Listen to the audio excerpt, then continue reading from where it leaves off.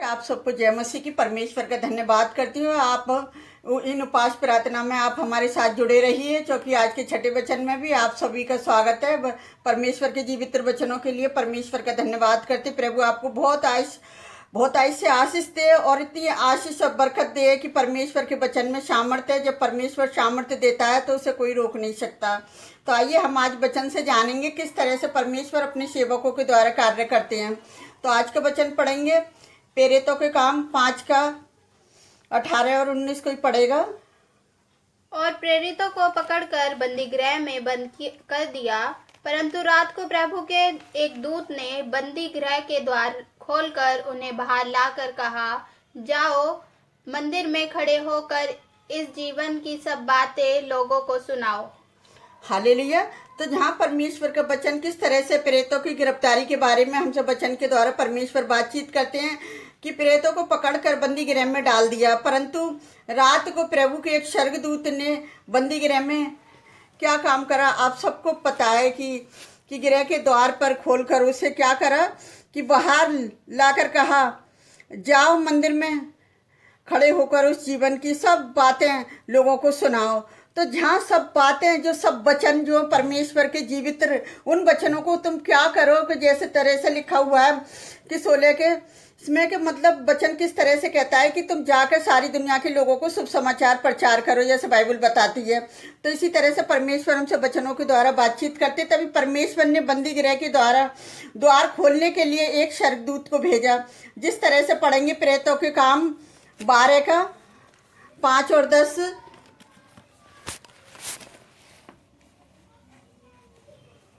Hallelujah. बंदीगृह में पतरस बंद था, परंतु कलीसिया उसके लिए लो लगाकर परमेश्वर से प्रार्थना कर रही थी। 10 तब वे पहले और दूसरे पहर से निकलकर उस लोहे के फाटक पर पहुंचे जो नगर की ओर था। वह उसके लिए आप से आप खुल गया और वह निकलकर एक ही गली होकर चला।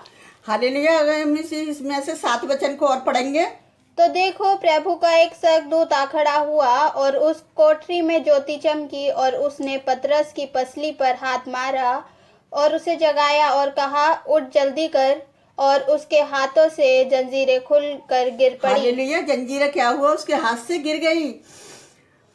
जब इस स्वर्गदूत ने प्रेरितों से ये नहीं कहा कि अब दौड़कर घर जाओ और छुप जाओ, इसकी वजह स्वर्गदूत ने कहा, जाओ मंदिर में खड़े होकर इस जीवन की सारी बातें क्या करो, सब लोगों को सुनाओ। इसका मतलब यह है कि जाकर लोगों को उद्धार का पूरा संदेश सुनाओ।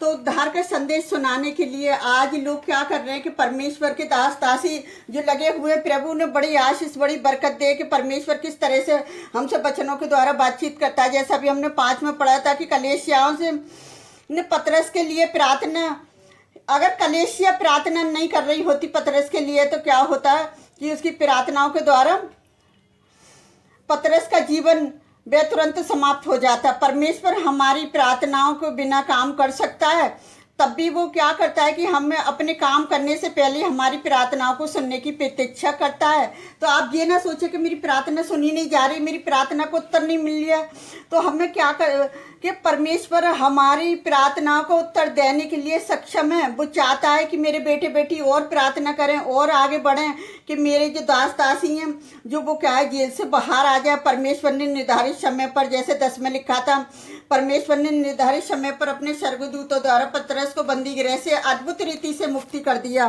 ये पूर्ण कार्य परमेश्वर का कार्य था। पतरस की कलाई से क्या करा, जंजीरें गिर गई। जिस तरह से हमने 7 पद में पढ़ा कि दरवाजे अपने आप में आप खुल गए। तो मैं परमेश्वर का धन्यवाद करती हूँ 10 में किस तरह से परमेश्वर ने पतरस के साथ कार्य किया।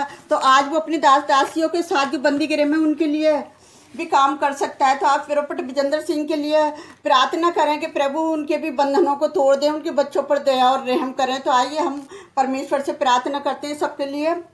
हालेलुया। धन्यवाद करती राजाओं के राजा प्रभुओं के प्रभु किस तरह से अपने दास दासियों को वो जंजीरों में जकड़े तो जाते हैं पिता, फिर भी वो निराश नहीं होते। खुदावन चौकी जिंदा खुदा परमेश्वर उनके साथ है कि उनके लिए यीशु मसीह का लहू बहाना, कोड़े खाना व्यर्थ न जाए, एक आशीष बन जाए। प्यारे पिता परमेश्वर मैं विनती करती हूँ जितने लोग हमारी वीडियो से जुड़े हुए हैं खुदावन वो लाइक कमेंट सब्सक्राइब करें। प्यारे जो वो परमेश्वर मैं आपसे विनती करती हूँ प्यारे पिता परमेश्वर वो अपनी समस्याओं को कमेंट्स में लिखें कि हम उनके लिए प्रार्थना कर सके। प्यारे जो वो परमेश्वर की आप इस वचनों के द्वारा प्रॉफेट विजेंद्र सिंह को भी जेल से बाहर लाएं, उसके बच्चों पर दया और रहम करें। प्यारे पिता परमेश्वर कि इनके उपास के दिनों में बच्चों की प्रार्थना करना व्यर्थ न जाए, एक आशीष बनकर उभरे। खुदाबन जन कितने दास दासी एक दूसरे के लिए प्रार्थना करते हैं पिताजी, मैं उन सबकी भी समस्याओं को आपके सम्मुख रखती हूँ।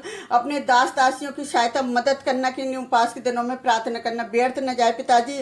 और जो अद्भुत रीति से आपने हर एक रोज वचन दिया है हमें पिता, उस वचन के लिए भी मैं धन्यवाद करती। प्यारे जो वह परमेश्वर की लोगों तक वचन पहुंचाना हमारी इच्छा नहीं, आपकी इच्छा पूरी हो जाए। प्यारे जो वह परमेश्वर मैं सारी चिंता फिक्र 40 दिन की आपके ऊपर डालती पिता, हर बुराई को आपकी सूली तरह बांधती पिता। बुधवार से लेकर अभी तक आपने हमें उनके तक जहाँ तक संभाला है वचन देने में पिताजी, उस बड़ी दया के लिए धन्यवाद करते पिता। मैं सारा आदर महिमा आपको देती हूँ, हर बुराई को आपकी सूली तरह बांधती पिताजी का लोगों का जुड़ना हमारे साथ व्यर्थ न जाए। बड़ी आशीष बड़ी बरकत देना और उनकी प्रार्थनाओं को सुनना और कबूल करना कि हमारी प्रार्थना करना उनके लिए व्यर्थ न जाए, एक आशीष बन जाए पिताजी।